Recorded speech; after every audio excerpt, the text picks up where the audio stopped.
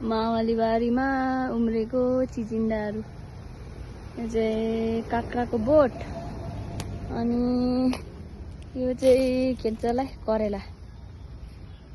यहाँ पनि देखिरहेको थिएँ मैले अहिले भरे उहाँ नि करेला रहेछ चाहिँ घर।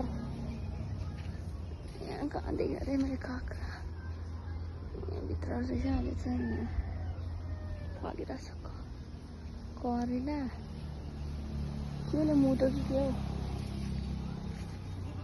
काँक्रा देखेर यत्रो यत्रो काँक्रा खोर्सानी पनि छैन होला है जानु पर्दैन करेलाको बोट चाहिँ भयङ्कर छ खोर्सानी छ नि वाउ यहाँ रहेछ नि त